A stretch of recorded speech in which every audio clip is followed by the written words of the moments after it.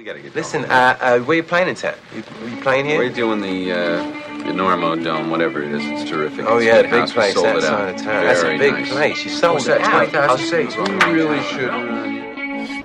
Want a beer? You gonna call room service? We got beer.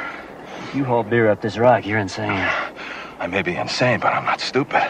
I didn't carry it. You did. It's in your pack.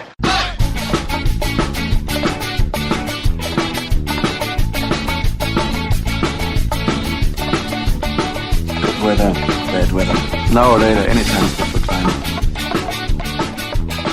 Hello and welcome to the Normal Cast. I'm Chris Kalous, your host. It is April 14th, about 8:30 Mountain Standard Time.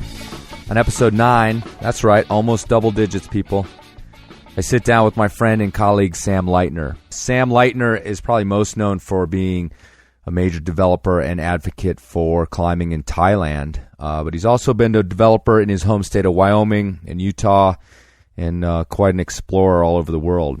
But mostly what we decided to talk about was climbing advocacy. Sam's had a semi-career in climbing advocacy. He's worked for the Access Fund at times, and he's fought for your rights to climb in a bunch of different areas in the United States. But before we get to that, I'd like to talk to y'all about this little project called the Normal Cast. After about 4.5 months, I'm super happy with the building cycle about the podcast. I've done very little publicity, just on Facebook, word of mouth, spreading it to a few other websites, and things are building. I've already topped 10,000 total downloads, which I think is pretty good, although I don't know. I'm sure This American Life does that in like 10 seconds. But nevertheless, I'm pretty happy with that, and I'm really psyched that you guys have been spreading the word. How can you all help out? I try to hit all this every different show, but I always forget something. So let me go through the list. First of all, like I said, tell your friends. Second of all, please go to Facebook and like the Normal Cast. Third thing, make sure you're subscribed. If you're pulling this off the website, it actually helps me to have people subscribed on iTunes. While you're there, go ahead and leave a review, but make sure it's a good review. No bad reviews. Actually, whatever. If you don't like it, put a bad review. It'll actually maybe make it seem more authentic. Please also visit the website, leave some comments, enormocast.com. I'm not overwhelmed over there, and I'm always able to respond to them. Also, you can email me at chris@enormocast.com. Send me ideas, ask me questions. You just want to chat. That sounds good too. I'm easily able to respond to all those as well. So I've had some great conversations over there, and I really appreciate it. And finally, if you would consider donating a little hard cash, that would be awesome too. A lot of you folks that have come over from off Belay donated over there, and we really appreciated it. I took what was left of that money after all the hookers and blow and moved it over to the Normal Cast to help me set up a little bit better equipment, get my domain, get my host set up. And those of you who listen to the Off Belay podcast probably realize that this audio is actually much better by now. That's partially a little bit of equipment, but it's mostly that I finally have figured some shit out as I've been teaching myself as this goes. But at 10,000 downloads, if I'd have gotten or could get a dime per download, just 10 cents, I'd have $1,000. Is that right? The math? Let me think. I'll carry the one. Yeah, I think it's $1,000. What would I do with that $1,000? Well, I'd buy some stickers. I don't even have stickers yet. Climbers love stickers. What am I going to do without stickers? Maybe I'll get some T-shirts. Maybe I could actually pay someone to do some graphic design and get a logo. I don't even have a logo. How am I supposed to get PBR to sponsor me if I don't even have a logo yet? Anyway, that's what I would be doing with a little bit of money. So please consider throwing down a little cash. If I ran into you at the cliff or at some little town out there in the climbing world and you found out I was the host of the Normal Cast, wouldn't you, out of appreciation, buy me a beer? Maybe get me a coffee? Maybe just throw down for a block of chalk or roll of tape? That's all I'm asking. Just a couple bucks here and there will add up, and I will be able to expand this and start doing some other interesting things. Just head over to the website, normalcast.com. There's a donate button on the homepage, or click on the tab that says Help Out. When you donate, you'll get an extra special message from me and my idol, Joe Esposito. Sweep the leg, Johnny, sweep the leg. And thanks to a couple people who have already donated. You complete me. But in the meantime, if you're really poor and you can't even spare a couple bucks, that's cool. I'm down with that. I'm not going to beg. Just, again, go back, make sure other people are listening. Let me build my numbers up because I'm desperate to sell out, baby. I am desperate. Okay, let me dust my knees off, stand up here, and get to the interview with Sam Lightner. Sam Lightner, who's fighting for your rights. Not just to party, but to rock climb.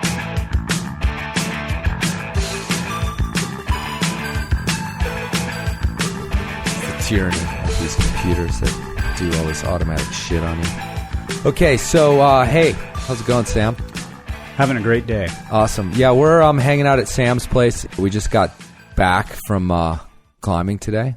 And I asked Sam to join me on the Enormocast to talk a little bit about climbing advocacy, because he's been someone who's spent much of his climbing career being an advocate in a bunch of different ways for a bunch of different climbing areas.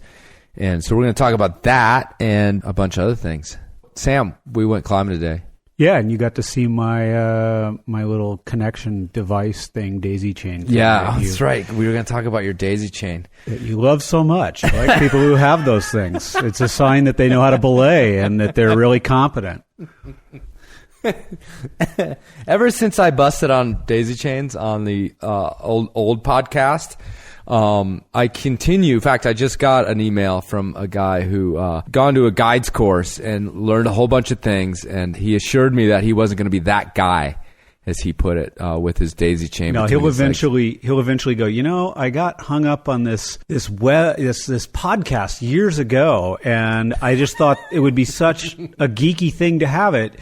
And I fought it, but you know what? It's made my life so much easier. I'm just going to keep. Yeah, okay, fine. So tell me about your daisy chain, because it's super special. It's super special. I sit and watch a basketball game. Okay. And run a piece of bungee through some 9/16" webbing, and it makes a second belay loop, which for reasons we probably won't go into, I like backing up my belay loop. Okay. And then, so in other words, it's tied through your tie-in points, like the belay loop. Okay, and good. it's the same length as my belay loop. And then I have a locking beaner on the other end. No one can walk up and say, or climb up and go, hey, I might need that sling on this pitch. Give it to me. Okay. And you always have it. Right. No one can take it away. So it's a piece of bungee cord inside of so it the sucks webbing. right up against your hip. It's out of your way. So it extends and then retracts when you let go of it. Yes. But it's still runner strength because the bungee isn't actually holding you. The bungee isn't holding you. It just keeps it out of your way. The webbing is holding you. Yes. And then I saw you had a little knot in it because it's not actually a daisy. It's more of a leash. Well, I have two different kinds. Okay. Yes, I've developed two different kinds. That was my light version. Okay. This isn't nerdy at all. Yeah. No. And that was the light version, which is one long section of webbing to a knot on the end with one knot in the middle. Okay. Now, the heavy-duty version is loops of webbing, all with bungee in them. Okay. No, you can't even picture it. It's so ingenious. It's like a tied daisy. Yeah. With lots of different loops in it and knots, but then it's got bungee in it. That sucks it up. So it's still retractable. Yes. Wow, it's awesome. Yeah. It's all a fashion. You're going to see them on runway models. The more important question is, do you run it between your legs when you're not using it? No, I did take that to heart from your previous podcast about how horrible those things are. So, you know, and frankly, in someone who you know, I'm someone who I believe in practicality and I believe in things being working. And there's really actually, I honestly can't think of a reason not to put it through your legs. I mean, in terms of like how it works, and truly the people who do that, it's because it gets it out of their way and they don't accidentally clip it when it's running around. There's the chafing issue, though. You know, there's possibly a chafing issue, but I mean, it's just one of those things where it just looks so dumb that you just got to stop doing it. So anyway, what happened was I didn't have anything to clip in today, and we were actually working on Sam's project, which I can't. He's made me swear that I won't say where it is. It's in Utah. It's in Utah. And we were on a multi-pitch climb, but we were top roping one of the pitches, so we'd have to switch ends and all this sort of stuff, and I had everything to clip in with, and I had been making fun of his daisy chain, but then, of course, he kept showing me how awesome and convenient it was and how I couldn't, because I had to clip in with quick draws and all this and other... the quick draws were on the route, so you couldn't find any quick draws, so it's like, okay, we're going to have to take apart the belay so that I have... Yeah. No one takes it away from you. Okay. He also had a brand new one. I think there's some people out there who are going to want to make one of these things. I'm surprised Yates doesn't sell them. Yeah. So some company that's really not trying to make a lot of profit can make what I do while I'm watching a basketball game, or anyone else does. You need a coat hanger and a piece of webbing. All right, moving on. Yeah. I wanted to talk to you about, like I said, I kind of wanted to talk to you about climbing advocacy. Sam is the president of the Friends of Indian Creek. That's your title, right? Yeah, FOIC. I'm also on the Friends of Indian Creek, which is an advocacy group to kind of deal with issues with the land managers down in Indian Creek. And the greater Moab area. The greater Moab area, that's right. We expanded our scope once you joined, because you actually started, what is it, Moab Area Climbers Association? Moab Area Climbers Alliance, yeah. It could have been associated, depending on my mood, I guess. Right. That was in, I think, 2006. That was right after a certain event that took place here. And got a lot of we don't have to mad. beat around the bush. The event was that Dean Potter was climbing on Delicate Arch, and posted a video of it, and got basically the superintendent of arches came down on him pretty hard. The thing that really upset the Park Service was that he didn't back down after, he didn't say, "Oh, I made a mistake and I shouldn't have done that." He said, "No, we don't have any rights," and so then it sort of became this Park Service versus the people, and they had to validate everything that they had said. You shouldn't be climbing this. They had to give reasons for it, and on a local level, the superintendent of this park got called by the superintendent of the National Park Service and yelled at for this event taking place, because, as I understand it, the superintendent of national parks got yelled at by Orrin Hatch, the head of the judiciary. So it got to be this really big thing when it was really a guy climbing a rock, but it was an iconic rock, and because he didn't back down, then they couldn't back down. Somebody's going to lose face here, so it just became this big war. Well, it was even on NPR. Yeah. It went everywhere. It was a mess. And as I understood it, I thought that even the Undersecretary of the Interior was aware of the goings on. Something like that. It was a big deal that people high up in the government were complaining that this had taken place, and literally complaining to these local Park Service attendants that are like, "I really never planned on getting yelled at this park that sees 1 million visitors a year." Right. Super out of the way. So you you decided you like to climb in arches for some ungodly reason. I like sand in my eyes. And you decided that you would become something of a local voice.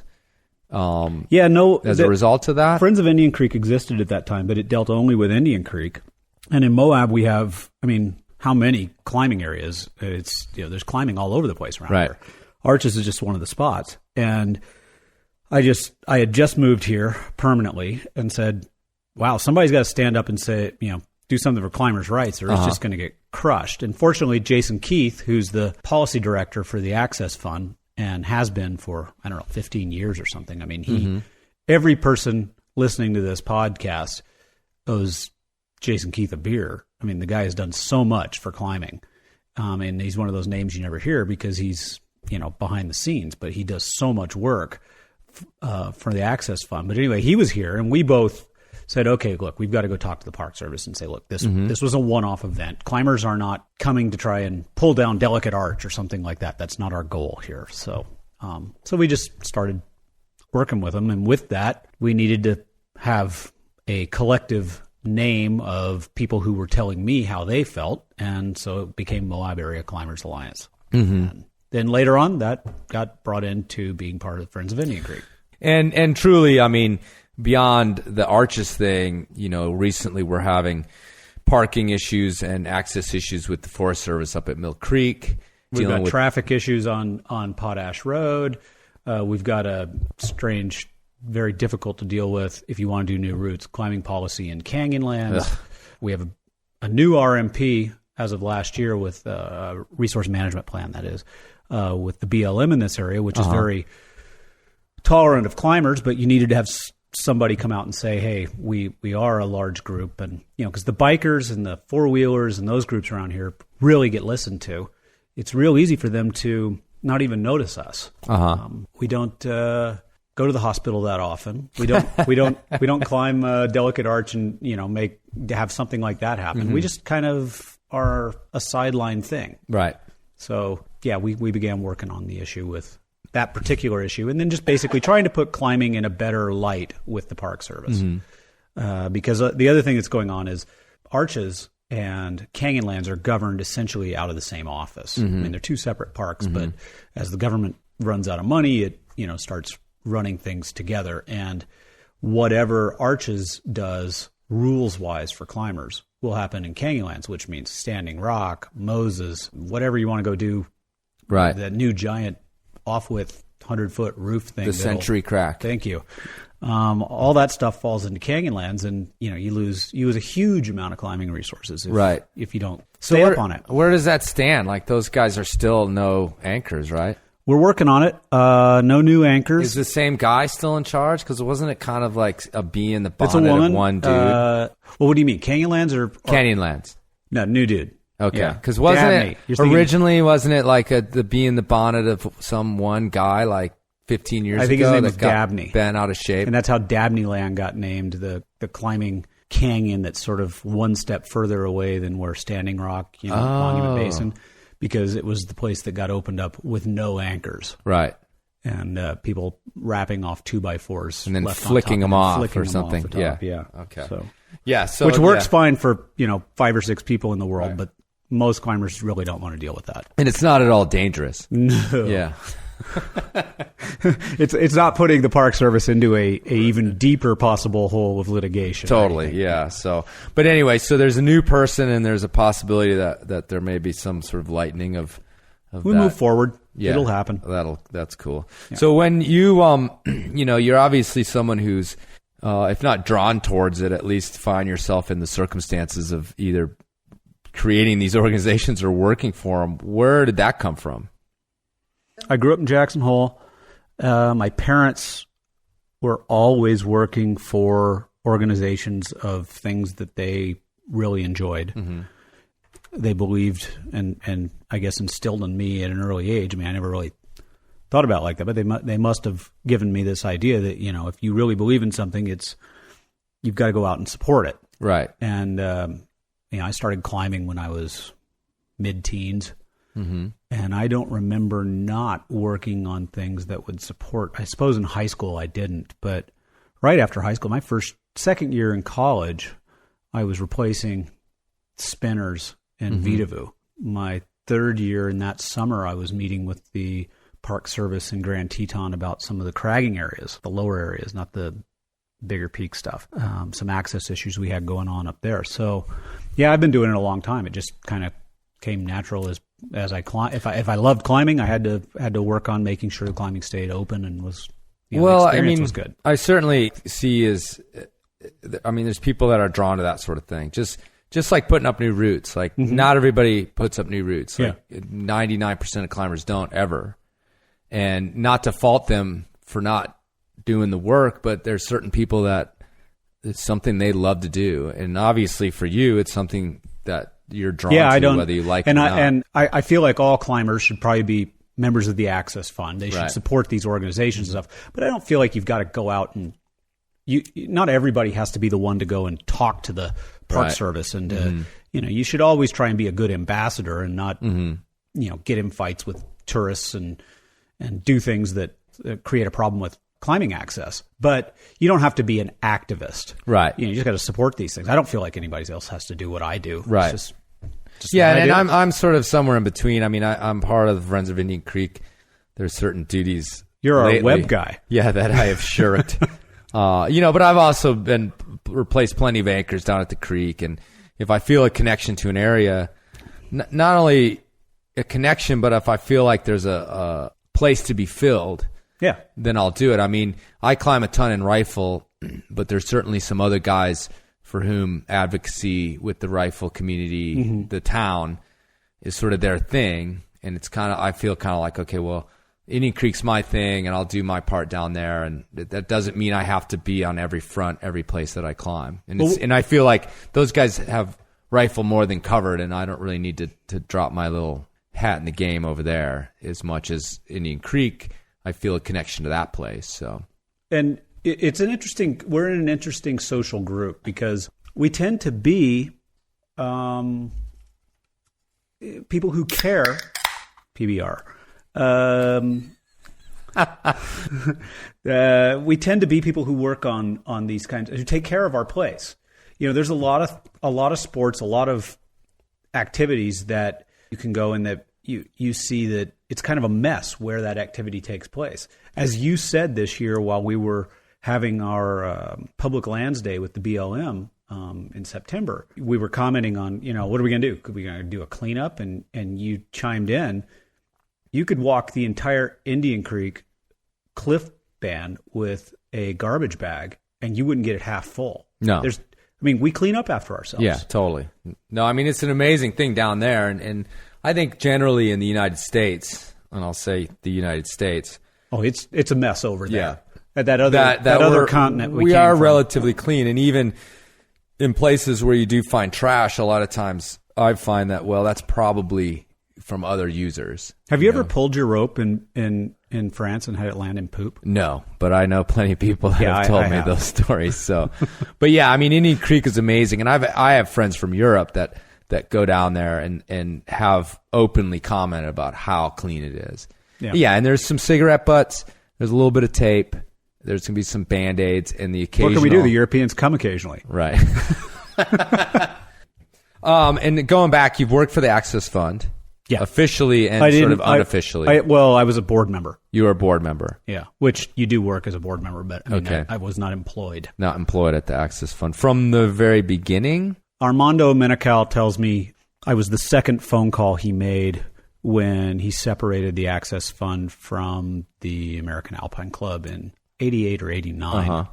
First call, of course, was for money. You got to call Yvonne. Right. So called Yvonne Chenard, and then second call was Sam. I need somebody to help me out with this stuff. So I've been involved since the very beginning, but I got far more involved in the mid '90s and was a board member for 6 years, right. two full terms. Right. Again, the main thing to keep in mind with all these organizations, the Access Fund, one of the really cool things is they're over 80% of their budget is spent directly on climbing. Right. Only 20% is, or less than 20% is running the organization, which is a pretty cool thing. Friends of Indian Creek, being a grassroots organization, it's zero is going to us as board members. It's 100% of the money we bring in. I'm not getting paid for this shit? I buy you beer. Nice. Yeah. So that's out of your pocket. Yeah, that's true. Yeah, that's part of the duty of being the president, the FOIC. One of the pleasant things I actually ran into with Indian Creek, or the Friends of Indian Creek, is the fact that we actually do get a lot of money from climbers. And I swear to God, I thought, because there's down in Indian Creek, and like a lot of places around the country, there's some donation, these like tubes, and they look like sort of a pylon, and they've got a hole in the bottom of them that's got a lock in it, and so you reach in this hole and unlock it. Pull the from black below. widows out of the way. Yeah, but also all the trash, because you always people use them as garbage cans. Yeah, those aren't garbage cans. Those are actually. And so I've always seen the trash in there, and I thought it was some sort of like political statement against us, and I just assumed maybe you clean those out once a year and you got like $22, in change. But it turns out that we get a lot of money out of those things, right? I mean, I've seen you pull out like pretty good wads. I of would cash. say last year we probably got $1,500 in donations from those things. $1,500, people. Yeah, good job. I just assumed I'd drive up one day and there'd be some dirtbag climber with like a coat hanger trying to fish like a 20 out of the fucking thing. I just assumed there was nothing in those things.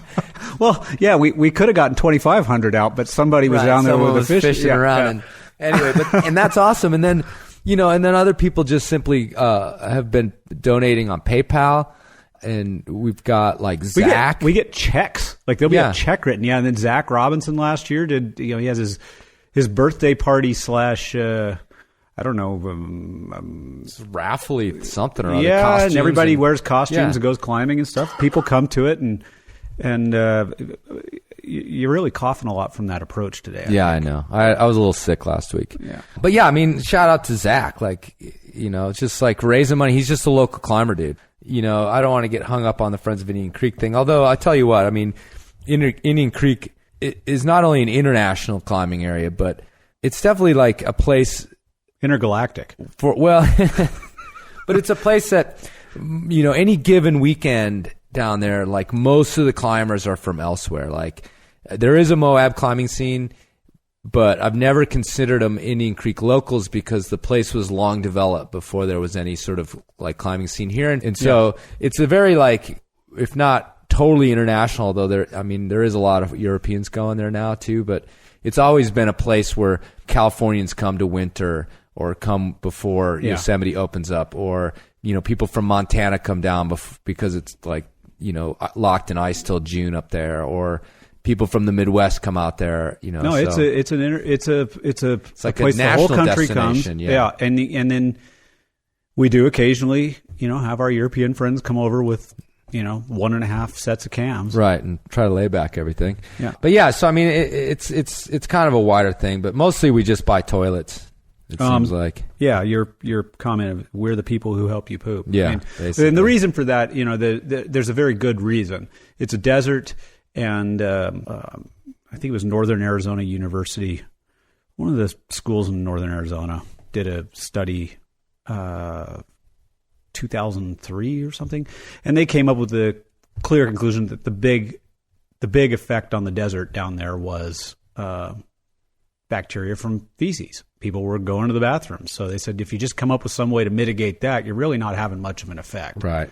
So, okay, guess we'll start. We started with rest stop bags, and now we've moved on to not just the rest stop bags, but also building toilets. And I mean, the interesting thing is, and I don't want to talk about shit the whole podcast, but when you think about like, okay, I'm one person, I go down there for the weekend and I crap, and it's no big deal. Twice, 3 times, and my girlfriend craps too, and our dog craps, and the 2 other friends that we came with crap, and then all of a sudden, and the thing is that for a little while in the interim, the Friends of Indian Creek, we were paying for 3 portalets in just one of the camping areas down there, and those portalets, they'd get cleaned up on like Sunday or Monday, and then by like Thursday, you were already like taking a stick, pushing it down. Yeah.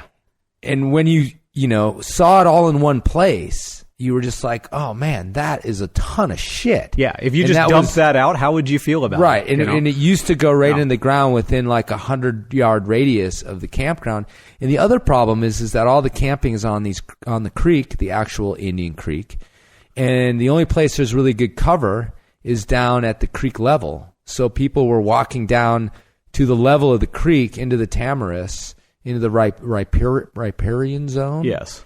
And crapping. And it's like any of us who learned backpacking and Boy Scouting and anything else, you're not supposed to shit right next to a stream. That's really only a problem, though, for the people of Southern California. What do you mean? Well, the poop flows downstream. Oh, yeah, that's true. Then they got to drink it. But still, I mean, it was like one of those things that it seemed like it wasn't that big of a deal until you really started to kind of look at it. And we have a number of weekends in the spring where we hit 700 climber days.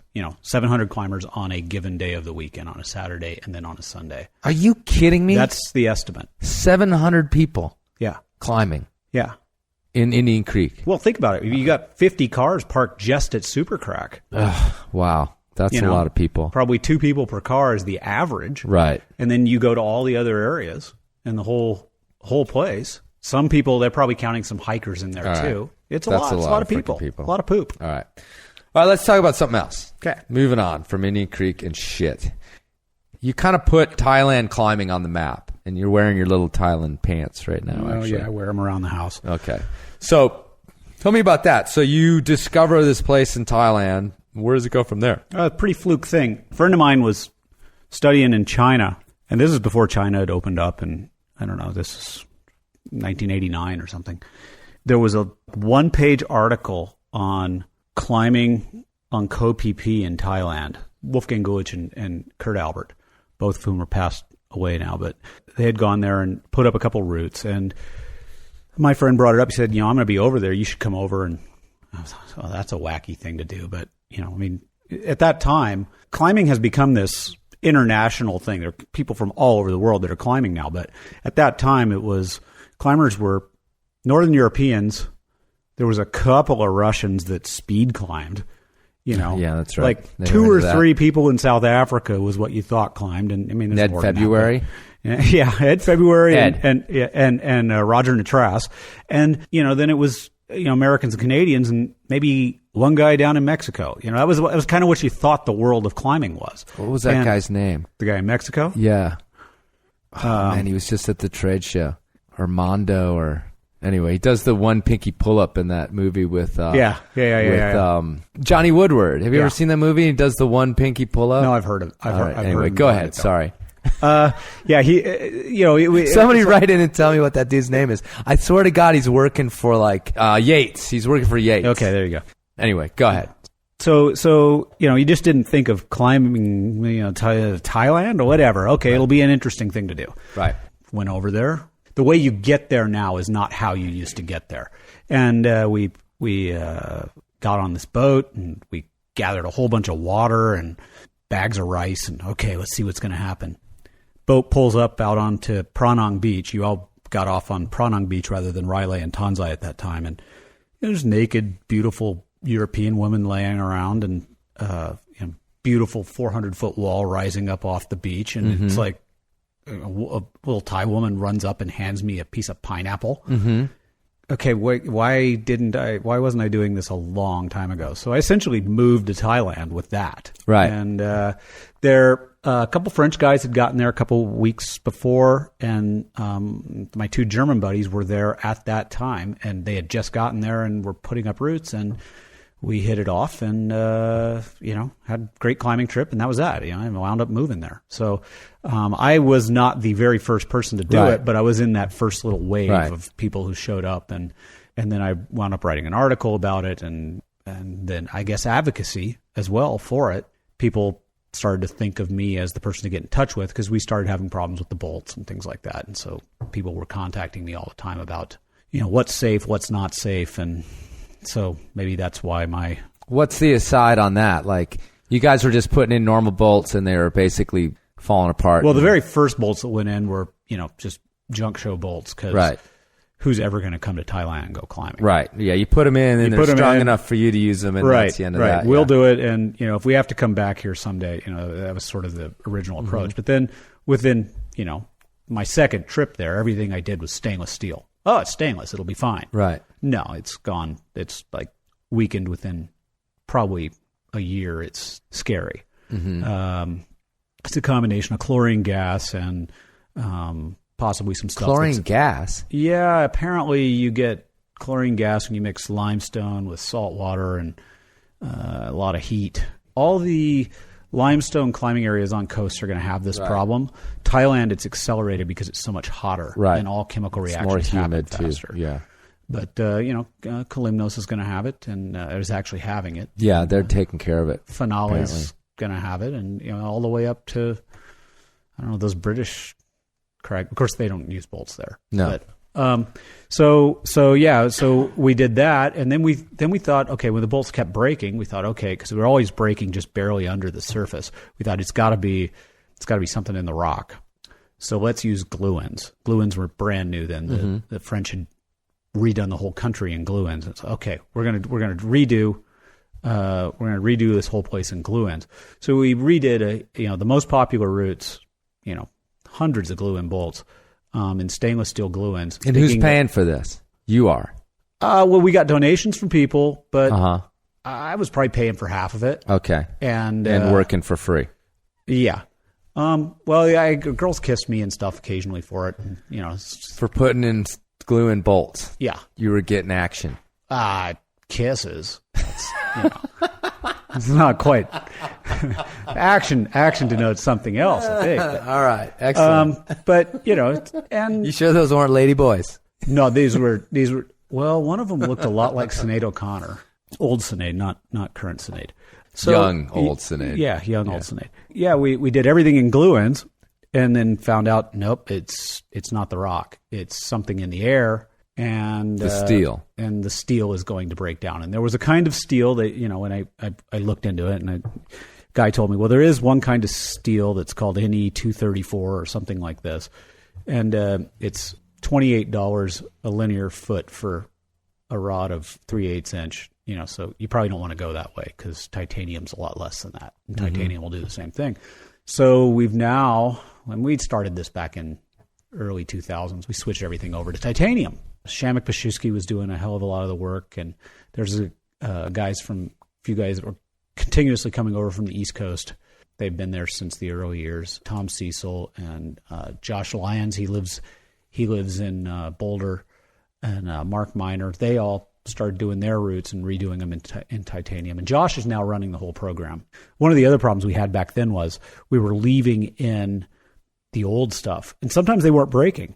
Sometimes they were fine. You just couldn't tell because the problem's under the surface, so you had to assume it was bad. Right. And we did have some serious injuries, perhaps some fatalities. We don't know because people will get taken away, and disappear in a coma, and you don't know if they lived or died because you just never hear about them. Mm-hmm. But a lot of very serious injuries. So you had to assume that the bolts were bad. My point what I was going to make was we would leave in these old things because we couldn't get them out. Sometimes they would just break right off with a hammer, and but other times they just wouldn't come out. Mm-hmm. They'd be rusted into place. Mm-hmm. And Josh has got some DeWalt tools or something that he's got grinders that are now on batteries, which is really a scary thing to hang off a 9.4 millimeter cord with a frickin' angle grinder, with an angle grinder running at 30,000 RPM. Sparks flying everywhere. Sparks flying everywhere. Rock buzzing around. You got to have goggles on and everything. Right. But they're chopping off the old stuff now. So because I've got one route there called Strider. It's got 5 generations of bolts on it. Oh.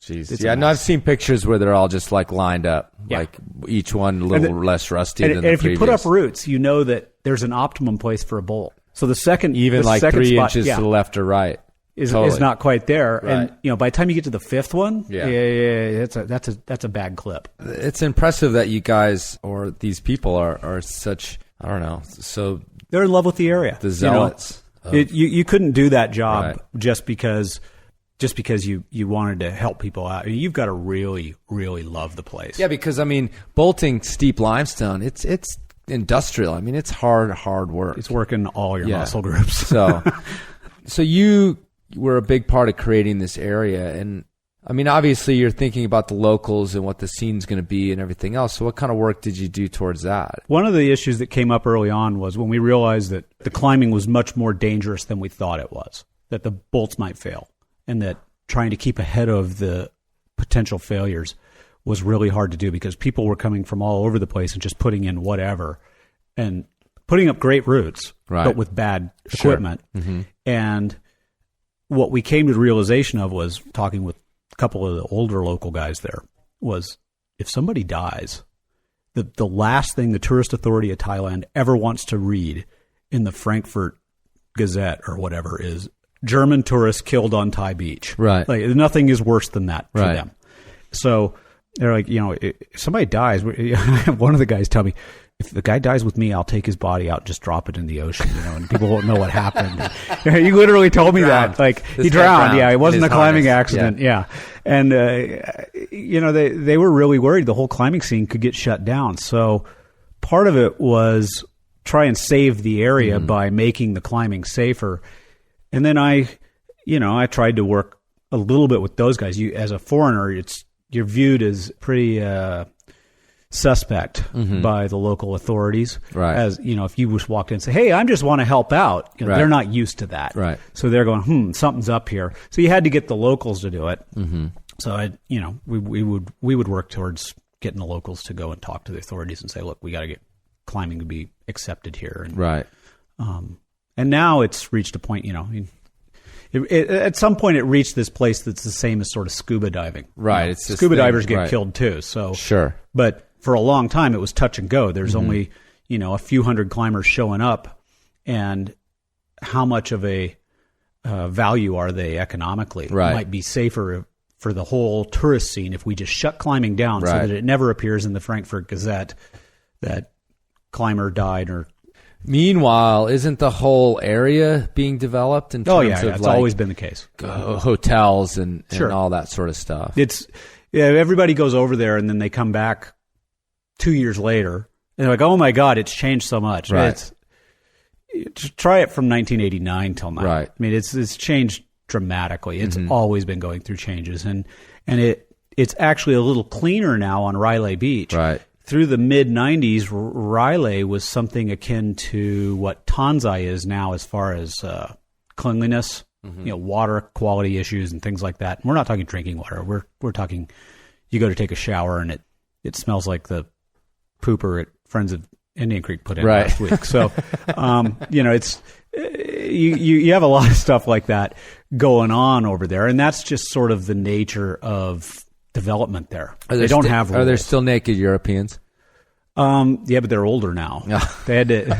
It's gotten more. They haven't replaced No, it's them the with same younger girls. ones? No, it's the same girls. girls? The girls left, and they came back pushing baby carts, and with instead of backpacks, now they have Samsonite bags with wheels on them and stuff. All right. So what year did it's just like feels like ancient history, but it was only a couple of years ago. What year did the tsunami hit?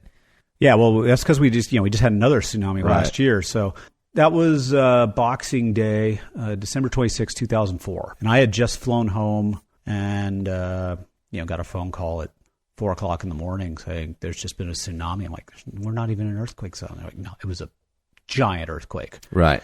It's the second largest. It turns out to be the second largest earthquake we think of the whole 20th century. And so, a day later, I was on an airplane flying back to try and help out. So, and my understanding was that those beaches didn't necessarily get hit as hard as some places in the South Pacific. Well, the Indian Ocean. I mean, Indian Ocean, right? Yeah, the PP got hit really hard. Okay. Essentially, what happened was a tsunami moves in two different. It moves out in a circular pattern away from the epicenter of the earthquake, and let's just say it's going in two different directions from this particular fault line. It went west, crest first, trough second. It's a giant wave.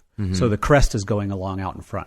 It came east towards Thailand, trough first, crest second. So what happened was in deep water areas like Koh Phi Phi, the water around the island dropped down. Receded first. It receded, and then it just popped over the top of the island. Okay. Riley Bay, in front of Tanzai and Riley Beach, the water receded, and the bay is shallow. So it had to fill in the entire bay when the crest came in. It had to fill in what it had just drained out. Right. So deep water areas were hit really, places right around deep water areas were hit really hard. Our area, there was a fair number of people killed right on the beach, but it didn't come in and wipe out all of the buildings and all that stuff. The wave was probably about 8 or 10 feet high when it came ashore. And so you started some sort of relief fund? 'Cause I remember actually I contributed to it somehow. Yeah. We, my girlfriend at the time and a number of other Canadian climbers that had just been over there started it while I was away, and I was doing various things over there. And I talked to her on the phone. That was the interesting thing was here we were in this place that the only group that was really still there was a lot of climbers were still there, because the climbers looked at it a bit like an avalanche. Just swept the face. Okay, that means skiing's safe now. Right. This isn't going to happen twice. Right. So the climbers stayed and helped work, doing cleanup work, and doing the various things that were going on. And here we were. All the other tourists had left, with their tails between their legs, like, oh my God, this is terrifying. They'd all gone home, and so all the infrastructure was still for our area was still pretty much in place. Right. Water making equipment's all on the mainland. Ice making equipment, all that stuff. So there's almost nobody there. and yet everything's working fine. So we had like cell phone coverage and all that stuff was working fine. So I'm talking to my girlfriend at the time, and she's saying, you've got to come back because you need to put a face to what's going on with this tsunami, because we've just created this nonprofit to raise a bunch of money, and we need somebody. You got to come back. Right. And so I flew back to the U.S. and then to Canada and then back and down to the U.S. And I was living in Banff at the time, and we had some fundraising stuff, and got together a bunch of money, and then went back over there, and there was a lot of graft going on, no question about it. It just happens. So you had to be a little savvy about Thailand, right? And so we figured out where places were that we could help out the most, right? With.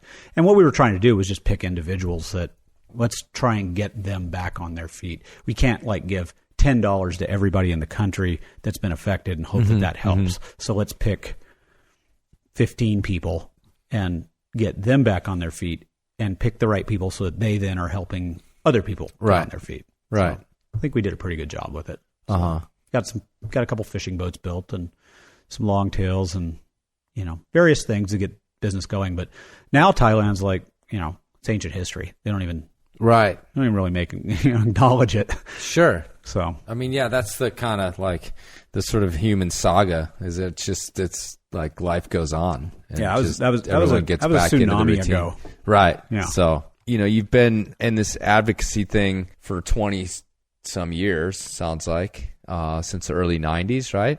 Yeah, maybe even late 80s. Late 80s. So what kind of issues have things changed? I mean, are we dealing with different issues now than we were then? What do you see that sort of changed in terms of the world of climbing? Well, climbing has grown so much that we're no longer this fringe element that they can kind of ignore, or if not ignore, then just crush, because who's going to really scream loud? I mean, there's just not very many people. So they have to deal with us, and it's big enough even that they want to deal with us because maybe they are climbers. There's climbers now in the Park Service, and there's climbers in the BLM, and so that guy that's got his pistol drawn in Yosemite and has you on your knees with handcuffed, that guy could be a climber. You never know. Yeah.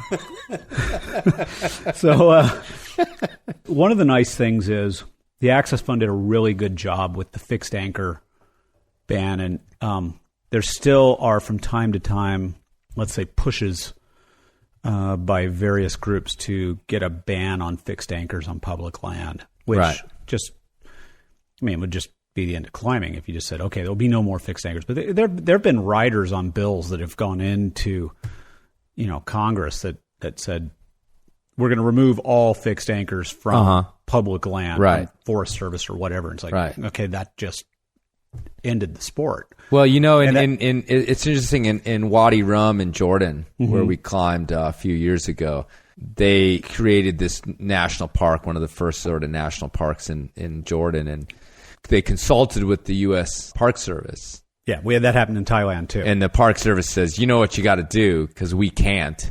Yeah, is get rid ban of these guys. Fixed anchors. Yeah. Same thing happened. They did the exact same thing in Thailand. And now all the guides and all the climbing, the people who work with the climbers and kind of depend on the climbing tourism are bummed because they know that bolts and fixed anchors bring climbers. It's one of those aspects of so-called American imperialism that didn't come with a gun. Yeah, came with a phone call.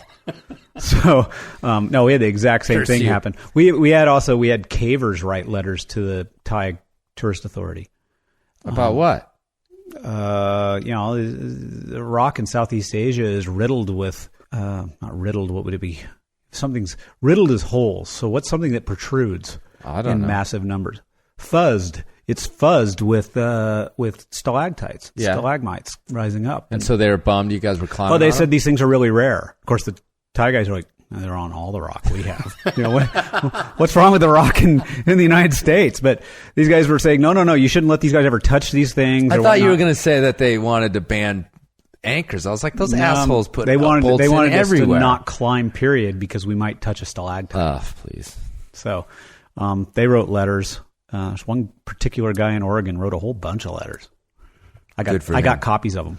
But hey, the Thai guys were giving me your letters too. Right. So back to that. So the Access Fund's been really good at sort of heading off these anchor bands. Yeah, but you still, I'd say now what's more of an issue is it's more local. Mm-hmm. So you might have an area where there's a particular land manager, because that's one thing that most people don't realize is that the personalities of the people involved, both the climbers that are doing it and they're doing the sport, and the people who are the land managers are just enormously important. It's not as if there's this blanket law that covers everything. Right.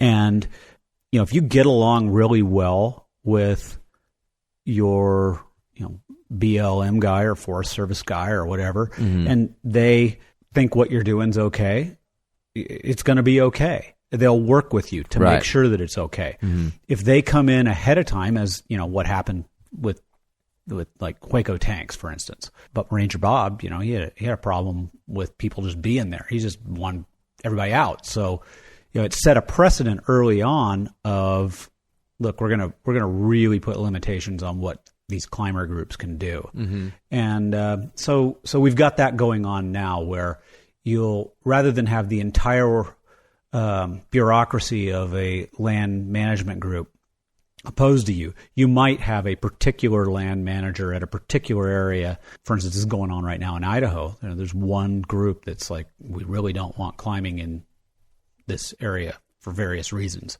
and they're opposing everything. They're trying to get climbing stopped, and things that have been climbing areas for 25 years are being threatened to be closed down, and it's all because essentially one or two people don't like it. Right. And that's more the way it's come. It's no longer this giant sort of government as a whole coming at you to stop it. Well, I mean, that's like one of those unintended consequences of popularity. It's like that generally is seen as a drag. It's like, oh, there's so many climbers and everything else. But in some ways, and not always, because I know like Red Rock or the Red River Gorge is having all these growing pains right now with the amount of climbers that are climbing down there, and that's Midwest or Eastern, and so they've got whole different issues there because private land. It's private land issues there. But at least having a certain amount of climbers gives us a voice. I mean, literally REI has lobbyists. Yeah. Of course, lobbyists are bad right up until they're lobbying for the you, thing that you like. Yeah. But, they have people who are essentially watching out for outdoor recreation people because that sells gear, and they want to sell gear. And so they've got guys in there making sure that. And the Access Fund's doing that too. The Access Fund is definitely has lobbyists. Jason Keith, as an example, goes and talks to people about we'd like a bill that doesn't read this way, because it's and he may not be talking to the actual senator, but he's talking to his aide or something like that, and saying, look, this is bad for us, and here's how much money is made in Colorado per year by various businesses catering to climbers, and they're listening now. And back then it was there was no organization, there was nothing, it was just coming around, and our numbers were so much smaller that we couldn't, even if we had an organization, we couldn't say, okay, here's how big of an impact we are. Now we really are an impact. We're there. And one of the issues that came up, and we were talking about this earlier today, was climbers maybe air their dirty laundry a bit much on the web. We've reached a point with the web that the land managers are actually paid to read the blogs, read the discussion groups, and see what it is we're up to. Right. And I'm sure it's going on with skiing. It goes on with kayaking, probably, mountain biking, whatever. But it's going on with the climbing, because I've met the land managers that are assigned to do this. And they say, it'd be really smart if you guys just didn't say everything on the web, because a lot of times we don't understand what you're talking about, and it's obviously a really nasty point of discussion. Right. And so we feel like we've got to get involved. And, they're not going to get involved and make things more open. Right. They're going to get involved and put a restriction of some sort. That's government restricts. It makes more laws. It doesn't make less laws. So we're probably a little bit shooting ourselves in the foot from time to time on Mountain Project and Super Topo with yelling at each other about ethical things. And about bolts and chipping and pitons and that was what happened in the 80s was, essentially the anti-rat bolt group in Yosemite went to the Park Service and said, "Did you know these guys are rat bolting on these routes?" And the Park Service went, "You're bolting?" What's a bolt? Yeah. And just like, oops. Oh, we didn't mention that we thought it was okay to bolt, but you have to be doing it from a stance, Right. It's so esoteric that you have to start explaining like how the bolts go. And all they saw were like, wait, you're putting what into the rock with what? With Here's an example that when we first started working on one of the things we wanted to do with arches when we were really trying to do the healing and say, okay, we're going to come in. There's going to be a number of us that come in, and we're going to, if you'll give us permission to use the drill, we'll come in and change out all those tat, because the webbing here gets so worn out by the ultraviolet, and it's on a brown or red wall, and it just turns bright white, and all the tourists can see it. So then the next person adds another piece, and then they never take it away. They just add because they forgot their knife. So we're going to come in and put it all in there with chain, with really smaller bolts, and they're going to be on chains that are painted brown, and it's all going to be a little bit more kosher for visual. And they said, that sounds great. Let us look into it, but that sounds really good because we don't like the way that looks, and we do get complaints from time to time about the way it looks. So a few days go by, they get back to me and say, we think this is a really good idea except for the bolt ladders. Bolt ladders, okay, because there's a lot of the towers require bolt ladders. Like, we can't sign off on ladders being bolted to the wall. Like, okay, let me explain. That's not what a bolt ladder is, and so it's just an example. Right. They didn't know. And this was what, like 2 years ago or 3 years ago? 2006. Yeah, so it's not like this is like the 1970s. No, and it's not a stupid thing to think. Like they're just bolt ladder. It's not being explained in the discussion groups. It's being just, well, you put this bolt ladder in, da da da da da. Right. It's never being explained what that actually means. Right. So when we start arguing about things online, sometimes these guys pick it up and they're not quite getting the full picture, but yet they feel they have to make a stand on it. So that's we got a little of that going on right now too. All right, so everybody just shut your damn traps on the internet forums. And I'm sure that's going to help.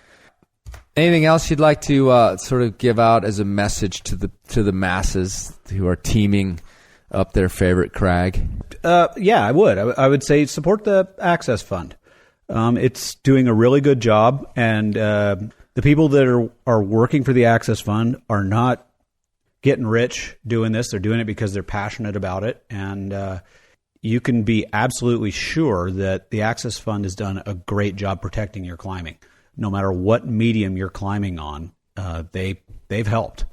And whether it's Forest Service or BLM or even private land, they've gone in, like private land issues, for instance. They've done a great job with pointing out whether or not people are afraid to let you go there because of litigation. Just pointing out what the actual laws are, how you're safe, da da da da. So if you're going to do anything advocacy wise, and you don't really want to get deep into it, just be supportive. Join. Be a member. Yeah. And I mean, $35 a year to. And plus, you get a T-shirt sometimes. You get a T-shirt, then you maybe get a sticker. Climbers love stickers. Occasionally, you get like a beer opener. Yeah. I mean, if you pay a little more. It's a worthy thing. They're really doing a good job for us. Other than that, dogs make better pets than cats. That's about all I can say. All right. Thanks a lot, Sam. Thanks for having me over to your place. And hopefully we'll send... I love the podcast, by the way. It's a lot of fun listening to. Thanks, guys. Dude. Hopefully we'll send that proj soon, right? Yeah. We gotta get back up there. I had to get my tips nice and thick. Yep. All right. Thanks a bunch.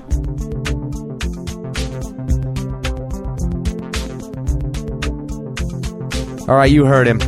I want money. The Access Fund wants money. Everybody wants money. That's what this is all about, is money. No, not really.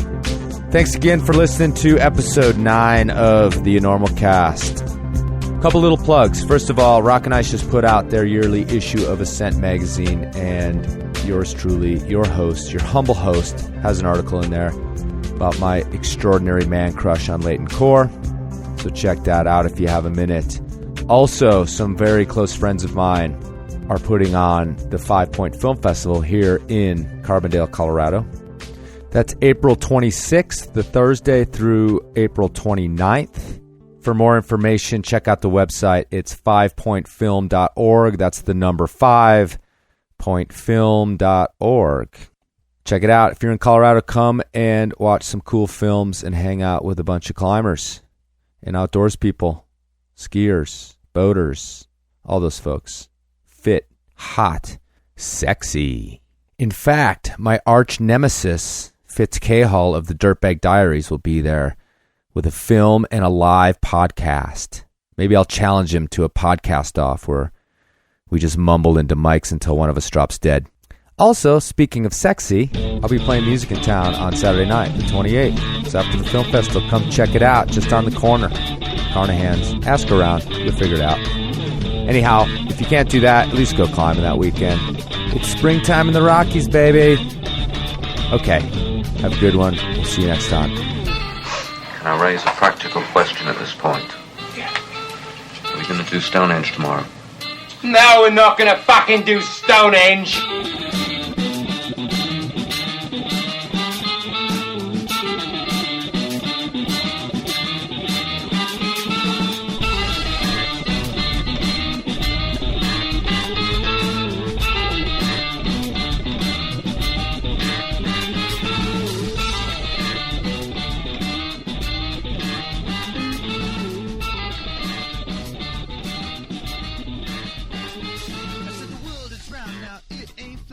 The teachers told me that's where it's at, so I